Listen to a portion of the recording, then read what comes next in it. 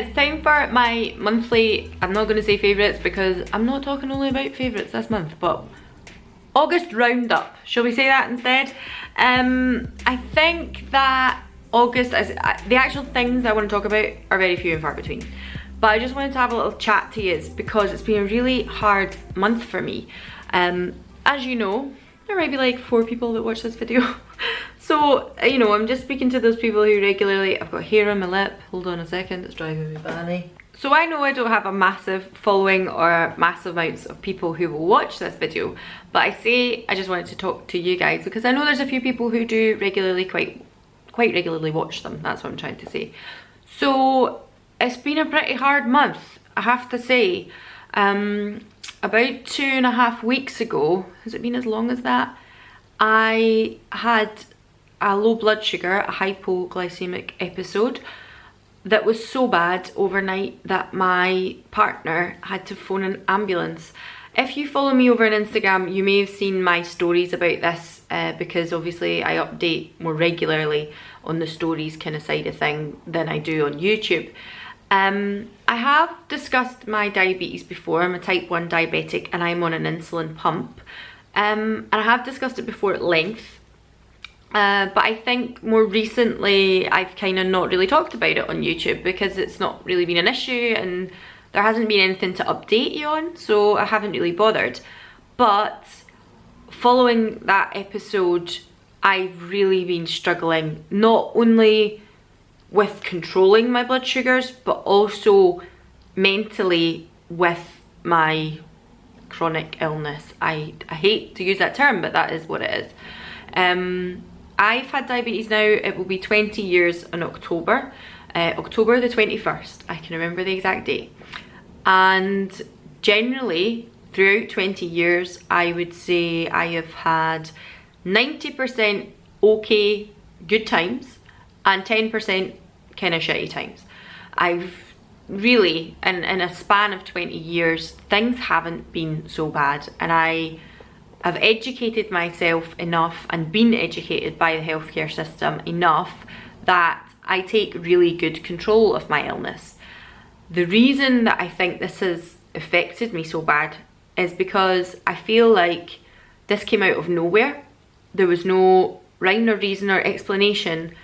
Generally, if I have a low blood sugar, I can equate it to I haven't eaten enough, or I've taken too much insulin, or I've maybe over-exercised and didn't take that into account, or I've been particularly busy that day. I've been doing something that I normally wouldn't do and that's been more active. Or if I drink alcohol, generally the next day my blood sugars run a bit lower. That's how it affects me personally. After 20 years, you kind of get used to knowing how your body works and how your illness works. But the incident that occurred 2.5 weeks ago was terrifying. I have never been so scared in my life, and I can talk about it quite easily now. If you tried to speak to me about it at the time, or even the other day at work, I became quite upset about it, and that's what I'm trying not to do on this video. But it really has affected me. What happened was, I don't know what time it was, but it was overnight. I was asleep.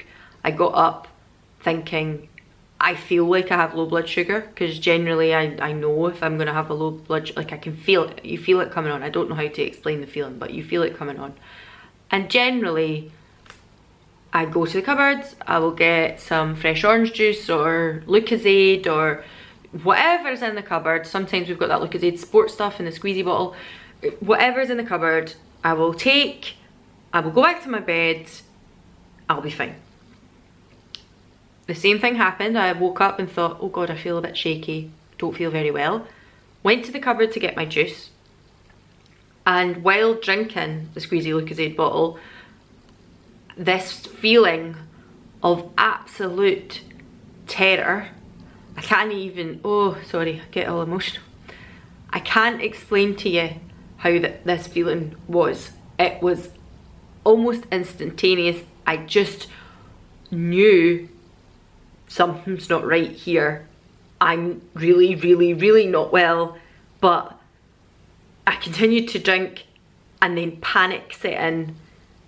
I I don't know how to explain it to you. I think I finished half a bottle, and when the panic set in, I started to shake and started to try and shout for help, but it wouldn't come out, and it wasn't a panic attack. I know what panic attacks are. I've seen my mum experience panic attacks. I have friends who have mental health issues and have experienced anxiety and panic attacks. That's not what this was. I was panicking. This physically, I was not able to speak. I physically was not in control of my body, and I started to, what I can only describe as seize, but actually at the time of it happening, I didn't know that's what was happening until my other half heard me making noises in the hallway and came out to find me. And he said I was still on my feet, but I was going like this. And initially, seems really stupid, but he said, oh, I thought you were, I've got a bit of a fear of moths, I don't really like them. I thought you were looking up at a moth. And he says, I've never seen you look so terrified, Alanna. I've never seen you look so scared. And I kind of wanted to say to you, stop being an idiot, it's just a moth. And then he very quickly realised, like, no, wait a minute, what's wrong with her? And I was like this, and then I was making noises, so I must have been trying to shout for help, but what was coming out wasn't words. It was like making these noises. I'm so sorry, but that's how it was described to me. And then remembering back now, I remember it was actually more of a sob, like, because I knew something was wrong, and I was like, oh, like I just started shaking. I didn't know what to do, and I was like, oh, like, somebody please help me, because I don't know what's happening. This all happened within about a 3 to 5 minute time, and he saw the door was open to, we have a cupboard where I keep the juice. He saw the Lucozade all over the floor. He'd realised what had happened and started kind of shaking me to say, Alanna, are you okay? Are you okay?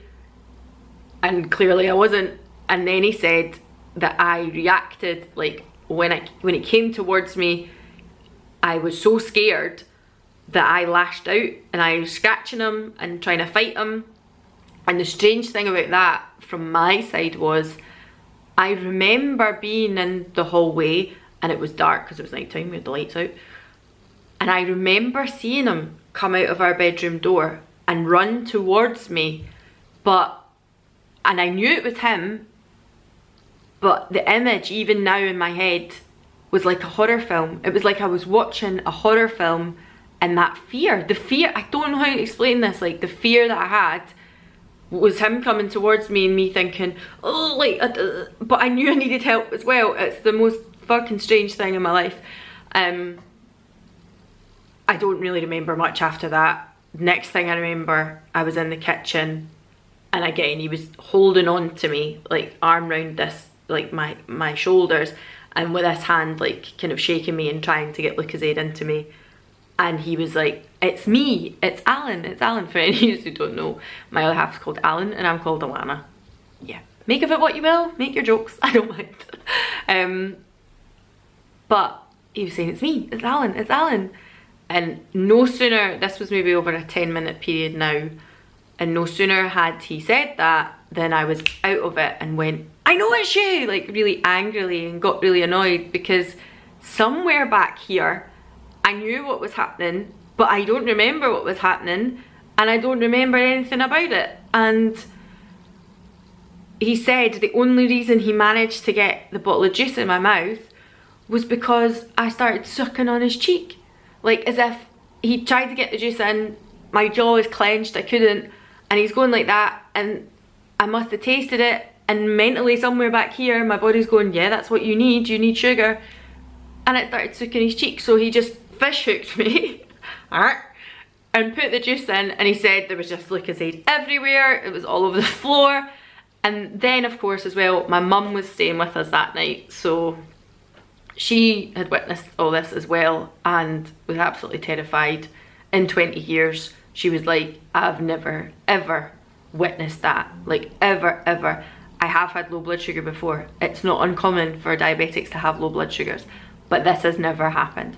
So it was absolutely terrifying for her. She didn't know if I was low blood sugar or was having a seizure or having a stroke. I technically probably was having a seizure, but it wasn't like, oh, somebody's got low blood sugar, they get a bit drowsy, they don't know. It was my body seized, my muscles were tight, my jaw was clenched, I couldn't get control, and I was like, oh, it was terrifying, absolutely terrifying.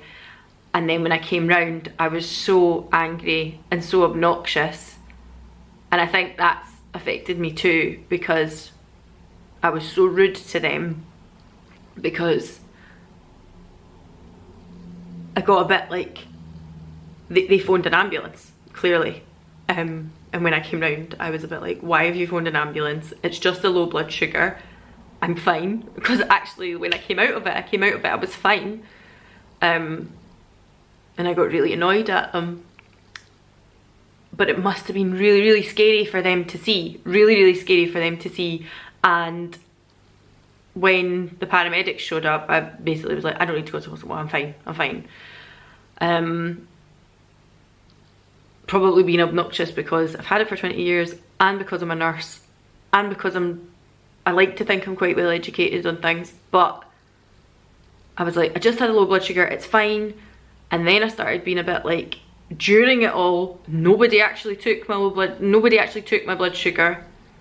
And during it all, we have all these things in the fridge for if an episode like this happens, like the glucogel to rub on your cheeks if you can't get somebody's mouth open, or like their jaw open, the hypo stop, like glucagon pen, which is a bit like an EpiPen but for sugar, to give if someone. And my mum was like, but I thought I just gave you that if you became unconscious, you've never became unconscious before. And I was like, well, it was a pretty serious event, like you should have gave that. And again, to Alan, I was like, why did nobody do this? Why did nobody do that? And I suppose maybe that's the nurse in me, because I deal with traumatic or acute events, emergencies, relatively regularly, and you just go into autopilot of what you have to do. But if you've never experienced that before, then panic mode sets in. And of course the first thing they done was phone an ambulance, quite clearly.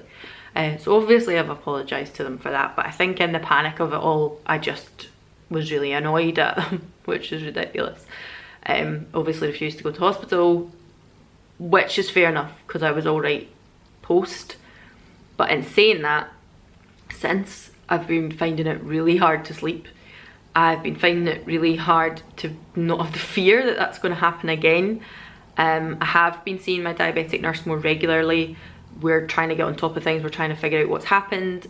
But since then, I've experienced more low blood sugars, and I don't know why, and it's not too obvious to me yet, and I'm still trying to get my head around that. And on top of all of that, I went back to work like the next day after it happened and totally broke down. Totally broke down, was a shambles, a wreck of a person, and it hit me just how scary this disease could be, and just how, and this goes for anybody, but you're not invincible. But when you think you've got something so well controlled and so good, and then you're hit with a curveball like that, it just reminds you that this is a lifelong illness, and the mental side of that, and coping with, what if I was sleeping during the day? I do night shift, I sleep during the day. Alan obviously isn't here when I go to sleep during the day. What if that had happened and he hadn't been in the house? I don't know what would have happened. And that's really scary. Really scary. And I know this isn't the August updates fave video you were expecting, but I just really needed to speak about it because it's really affected me this month, and it's probably why I've not had much up in the way of videos, and it's probably why I've just been a little bit, I've not really done much on social media at all, because I'm just getting my head around it, and I think that's pretty fair enough because we're all human at the end of the day. So sorry about that. Sorry if you were looking for what my favourite lipstick was this month and what have you. But that's what's been going on in August. So been a little bit of a shitty month, but we'll get there. We'll absolutely get there. I've always been quite a strong person, and I've always been quite, I'm gonna take control of this situation rather than I don't wallow in the fact that I have a lifelong illness or a chronic illness, if you want to call it that. And if anything, I'm very much not one of these, oh, this sounds awful, I'm not a victim to it. And I'm not saying anybody who struggles with their chronic illness is a victim, I don't mean that, but I personally do not like to be victimised by my chronic illness. So I'm not going to let that happen. We're going to be strong. We're going to keep fighting the good fight, and that there'll be some sort of cure for this awful thing. Awful thing. Anyway, with all that being said, and hopefully you're still here, I'm going to move on to what I've been enjoying this month and the positive notes of this month. Got my trusty bullet journal out, and I'm just going to check what I wrote down, because sometimes I have to write it down. So, a few things that I wanted to talk about was Netflix. Orange is the New Black's latest series is out. I haven't completed that. I think I've got 1 episode to go, but I've really been enjoying it. I think, how many seasons are there now? 5, 6? I think there was a bit, see when the riot was going on and it almost lasted for like 2 seasons, that I started to get a bit like, ugh, this is a tough watch. I kind of was getting a bit, but see this series, if you've watched this series, there's like, obviously Piper is out and Alex is still in, and there's a bit more kind of ongoings into people's life out with the prison as well. It's just it's good. This series is really good, and I think this is the finale, isn't it? This is like the final season, possibly. So we'll see how that ends. As I say, I've got 1 more episode to watch. And what else did I watch? Glow. Love Glow. I think that was the 3rd season there. I watched the 1st season like back to back, and then the 2nd season came out relatively fast after the 1st season, and I watched that back to back as well. So the 3rd one had just recently came out, and now I've watched that back to back too, and I love it. I love everything about it. A little bit like Stranger Things is the 80s, Glow is also the 80s, but if Stranger Things is like the Goonies and kind of maybe not Twilight Zone, but like spooky fucking weird shit in the 80s that was all a bit, what's the word I'm looking for? Not sci-fi, paranormal, and a bit strange and a bit spooky, and reminds you of being a child in the 80s, then Glow is like when you watched the wrestling in the 90s. Even though I know it's based in the 80s, when I used to watch the wrestling, it was on like when I was in the when I was like 5, 6, 7 or something like that. So it was on when I was little, and I remember watching wrestling as a child, and it was a big thing, the WWF or whatever it was. And then they had to change their name, WCW, because obviously WWF was like the animal thing.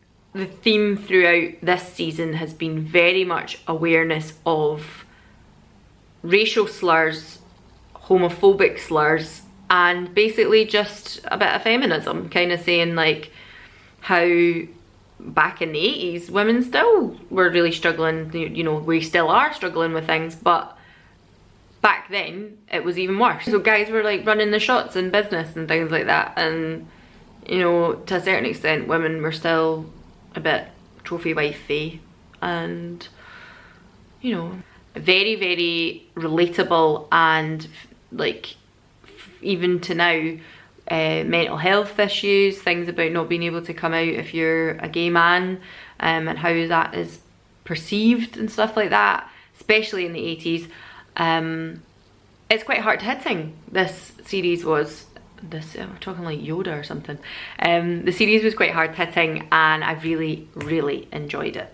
So Orange is the New Black I've been watching, Glow I've been watching, podcasts. I know I'm late to the party. I quite like to be fashionably late, I'm not gonna lie. My favourite murder podcast. I flippin' love it. Absolutely love it. And it's funny because I had been speaking to somebody else. I spoke to a few people about it, and I was speaking to, I commented on Laura Hull's video because she was speaking about podcasts. And I was like, please tell me you listen to My Favourite Murder. And she said, I have listened to it, but I can't get into it because of the two women that present it. I just don't know if it's for me. And I have to admit, I was probably the same. When I very first started listening to it, they're quite long podcasts as well, so they can be an hour to an hour and a half. And I started listening to it, and they're really like, as if, like the way that Cherry used to speak in Clueless, this is how they speak. And they're like, I totally love murder. Like, this is how they speak all the time. And they are just hilarious. And that is genuinely how they speak. And initially I was like, oh no, Hen, this isn't for me. I can't listen to this shit. But the few more episodes that I gave it, because what they were talking about really interests me. I love true crime stuff. I love watching, like, you know, You're Making a Murderer, your Ted Bundy files, Mindhunter, and there's a new series of that on as well, so I'm gonna have to watch that next month. Freaky shit. I kind of love that stuff. I don't love murder. It's not good. It's not nice when you hear about children being murdered and stuff like that. But I've always been fascinated with the psychology behind psychopaths and how their mind works and why did they do that, especially with murders where they're quite, you know, like cannibalism, and people who do certain things like take the eyeballs of the people that they are serial killing. It's horrible. It's absolutely horrible, but I am very, very interested. I like reading about serial killers. I'm sure I've showed you previous favourites where I've been like, this is a book I'm reading just now, talking about serial killers. I love reading about it. I love reading about the inner workings of crazy bastards' minds. I really, really do. And they talk about all different murders, all funny ones and different, not funny ones, but like all weird funny. That's what I mean, like all really strange and peculiar ones. And because of what they were speaking about, it meant I listened longer, and I listened to another episode, and I listened to another episode. And this podcast has been about since like 2016, and I think there's over 400 episodes, and I'm currently about 50. So there's a long way to go, and I could just start listening to the most recent ones, but I feel like I need to, I don't know, catch up. They have Instagram, they have Twitter, all that kind of stuff. They have a really big fan following now. But I've been listening to it almost religiously. I get in the car, my favourite murder goes on. I'm doing cleaning about the house, my favourite murder goes on. If I was sitting like editing a video or something, not that I've been doing loads of that this month, my favourite murder's on. I just, you know, I'm in the bath, I'm in the shower, like my favourite murder is on. I can't help but listen to it. It's flipping brilliant. I love it. And I think because they are a bit like Cher from Clueless or something, like Alicia Silverstone from Clueless in the 90s, because they do kind of speak like that and, you know, like whatever, it makes it funny because it is meant to be a comedy podcast.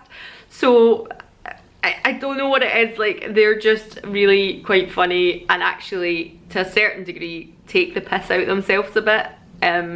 I think one week they'd said something about they'd been watching something from Britain, an English thing, and the people had really strong Northern English accents and they found it quite difficult to understand them.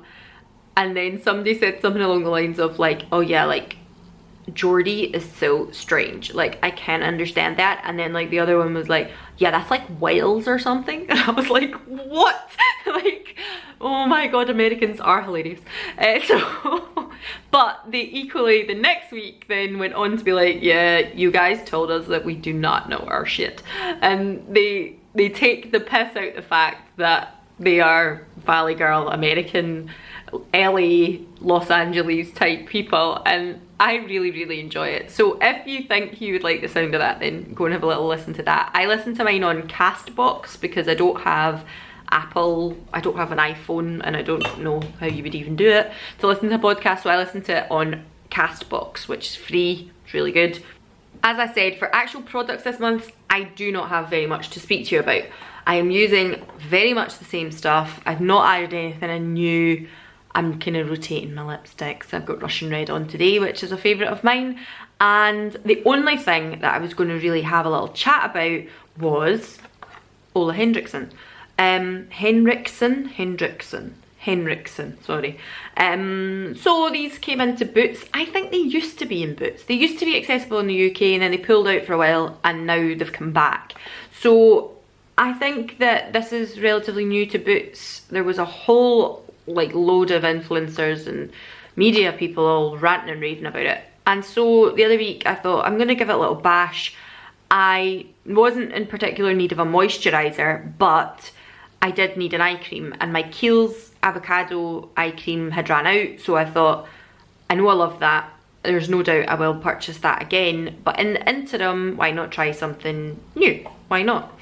So this little pack was £20, I want to say, and you get a 15ml of the Sea Rush Brightening Gel Cream and a 7ml of the Banana Bright Eye Cream, which I've heard a heck of a lot about. So I have been using, I've got them here, sorry. I have been using them together. The brightening gel cream is like a moisturiser. It's okay, I'm not blown away by it, but then I'm not in love with gel creams. I prefer a nice heavy thick moisturiser, as I have said before. But I'm using it. Would I buy the full size of it? At the moment I'm not sure. I probably used this for about 2.5 weeks, maybe just over that, and I don't know at this point in time. I'm not blown away. I don't know if I would pay the full price for the full size. The banana, oh sorry, ambulance. The Banana Bright Eye Cream was the one that I thought, well, I would rather try both than spend full price for the full size of the Banana Bright Eye Cream, because what if I don't like it? Was the one that I really wanted to try. So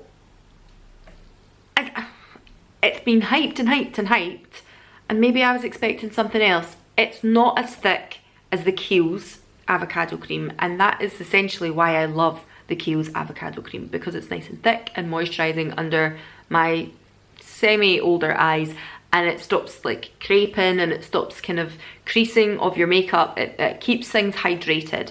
This says that it's a really nice base for pre-makeup, and I would say this has probably got a luminosity to it, a bit like the Kiehl's Pro Glow or the one from number 7 that I like as well. You know, like one of those, what's it like? That wasn't even English.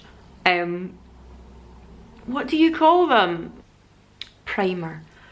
Oh my god, thank god I got there, because I just thought, oh my god, where is my brain? Primers, you know, these primers that you put on pre foundation or pre-makeup, anything like that. It has that kind of look to it, so it's like kind of got a luminosity and a golden tint to it, and obviously it's Banana Bright, so it's meant to be yellow, and it will help with any kind of discoloration and dark circles under your eyes, and it probably does do that, but it's not as thick. It's quite thin actually, and for that reason I'm like, oh, I don't know if I like you. Again, I will obviously use it up. Will I buy the full size? At this point in time, probably not. I will go back to the Kiehl's.